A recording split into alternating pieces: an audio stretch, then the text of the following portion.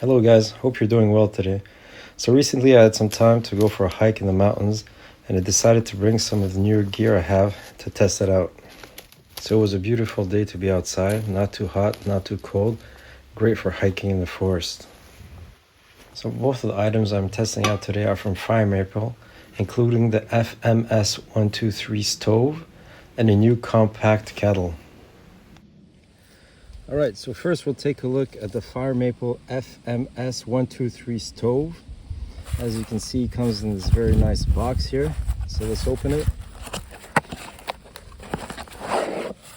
So the stove is protected by this hard plastic case.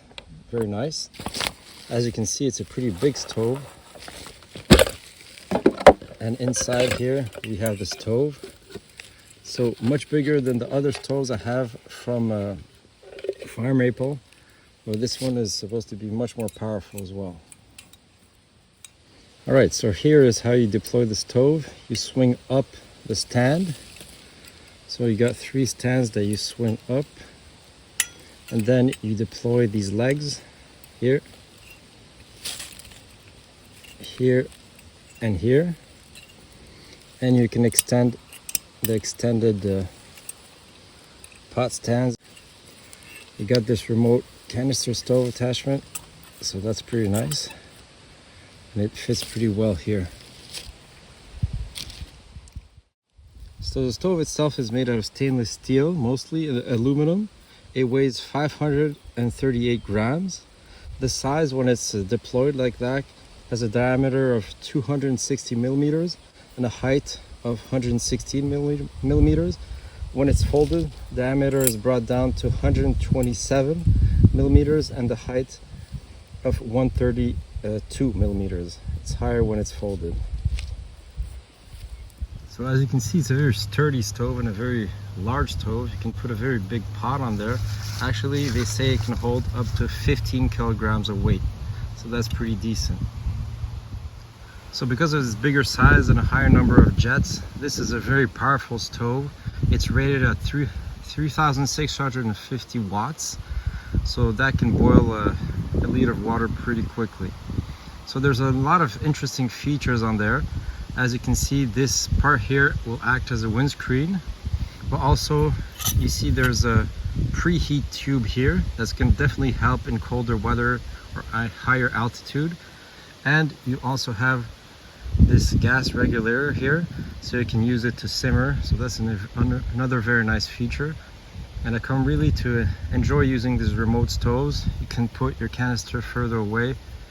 It's safer and it offers more options. As you can see here, even on this rock, you can balance it up pretty easily. So the second new item I got that I want to show you today is the Antarctic 0.6 liter stainless steel kettle. So I've been using their 1.2 liter kettle for a while now, and it's awesome. But I was looking for a smaller kettle that I could use for hiking, and I think this is it. So there's a lot of interesting features with this one. All right, so let's open that box here.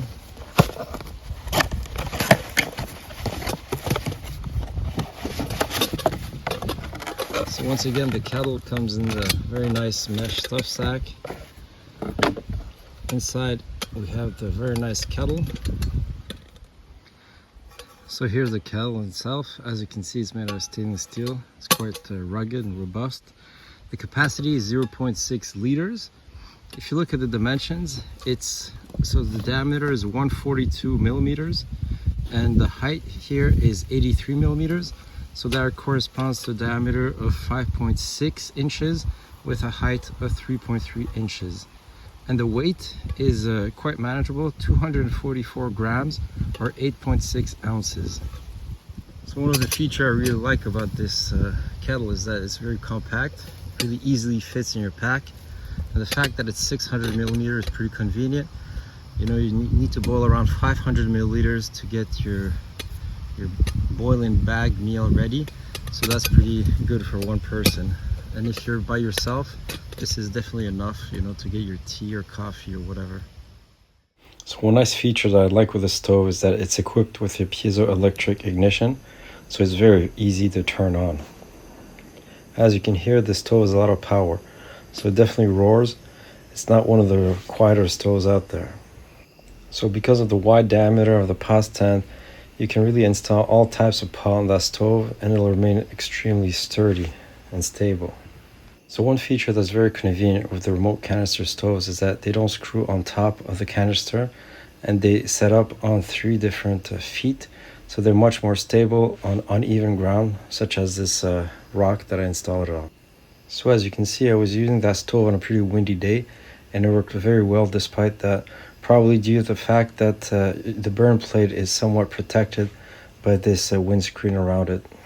In conclusion, what can we say? Well, the FMS-123 stove is definitely the most powerful stove I own. It's very rugged and robust, and I highly recommend it.